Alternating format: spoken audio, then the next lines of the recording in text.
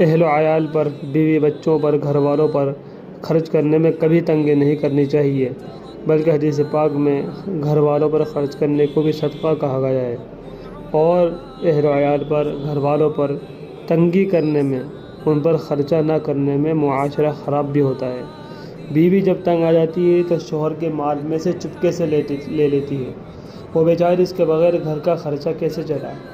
پھر جب لینے کی عادت پڑ جاتی ہے، بغیر بتائے چپ چاپ سے لینے کی عادت پڑ جاتی ہے تو بغیر ضرورت کے بھی لیتی ہے۔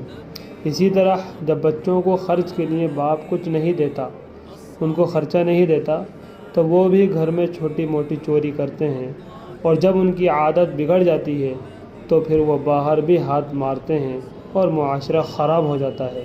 لہٰذا لوگوں کو سمجھنا چاہیے اور گھر کی ضروریات کے بقدر گھر میں خرچ دینا چاہیے، اور بچوں کو بھی ان کی عمروں کے لحاظ سے خرچہ دینا چاہیے تاکہ وہ تنگ دستی کی وجہ سے کوئی دوسرا راستہ نہ سوچیں۔ حدیث پاک میں فرمایا، نفقۃ الرجل علی اہلہ صدقۃ، آدمی کا اپنی فیملی پر خرچ کرنا خیرات ہے، صدقہ ہے، یعنی اس کا بھی ثواب ملتا ہے۔ پھر آدمی گھر والوں پر تنگی کیوں کرتا ہے؟ اسی لیے چاہیے کہ گھر والوں پر خرچ کریں۔ نبی صلی اللہ علیہ وسلم نے فرمایا، بہترین دینار تین ہیں۔ ایک وہ دینار جس کو آدمی اپنے بال بچوں پر خرچ کرے، دوسرا وہ دینار جس کو آدمی اللہ کے راستے میں اپنے استعمال ہونے والی سواری پر خرچ کرے، اور تیسرا وہ دینار جس کو آدمی اللہ کے راستے میں اپنے ساتھیوں پر خرچ کرے۔